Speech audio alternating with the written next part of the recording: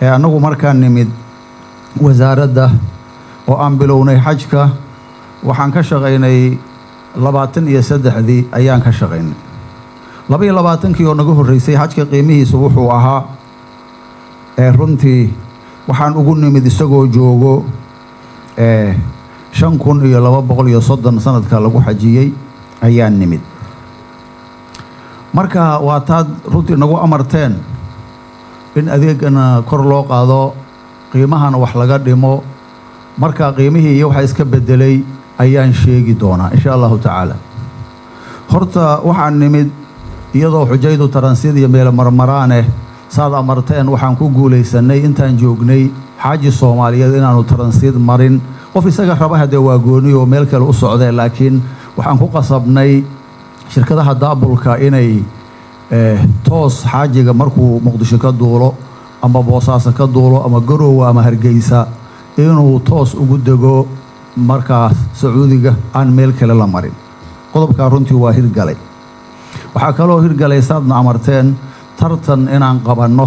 shirkadaha tartan daha furan aan cidna lagu dulminin oo aan u ogolaano dadka si nadiif ah inay u tartamaan haddii la tartamana qofkii cabasho qabo inaan cabasho u furno 3 bari aan sugno qof walba uu yimaado systemka loo furo maxaan ku haray la tuso ma qanacday haaya ma salaama la dhaho yadana runtii waa ku guuleysanay wasaare caawa shirkadihii 72 koodaba way joogaane hadday sheegan karaan 3 sano oo wasaaraddaas aan joognay hal sintii oo qaloo aan jeebka gacanta geli hadii la yiri ha sheegeen caawa taasna wasaaradda waa ka baabi'in bimacna kelima waa ka baabi'inay ma jirto nagumana sheeganaya taas waxay keentay anaguna inaan dhiirano aan dhahno marmarha iyo mayaba aan dhahno hadii kale waa is ogtahay iga hor wareeg baan hor ooli lahayd alxamdulillah nama hor taalo ilaahay baan u mahadinayna qodobka kale tartanka markaan joogno wasaare saad nagu amarteen sanadkii dhawaa iyo kanba waxa laga gaari waayay waqtigo aad ciriiri u noqday oo Sacuudigu amreen kii hore markuu dhamaaday bay dhaheen kii kale lacagtiisa soo shuba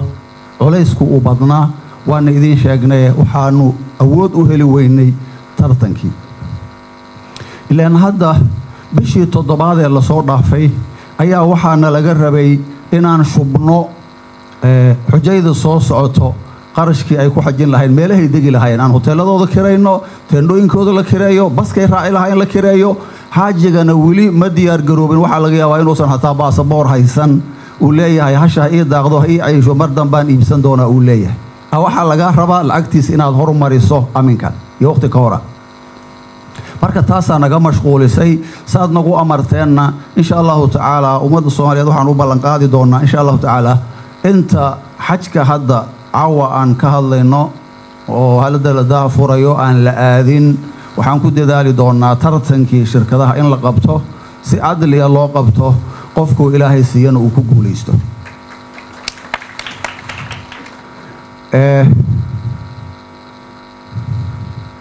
muddadan joognay runtii waxaan ku dadaalnay xujayda in loo dhaweeyo mashaacirta iyo xaram labada xaramba meel u dhow inay degaan ayaan ku dadaalnay waxaan ku sameynay runtii horumarin adeegyadooda haday caafimaad tahay raashinka iyo wixii kale markaas runtii la awoodayba waxa lagu sameeyay horumarin wixii tabarteena ah qiimaha markaan u soo laabto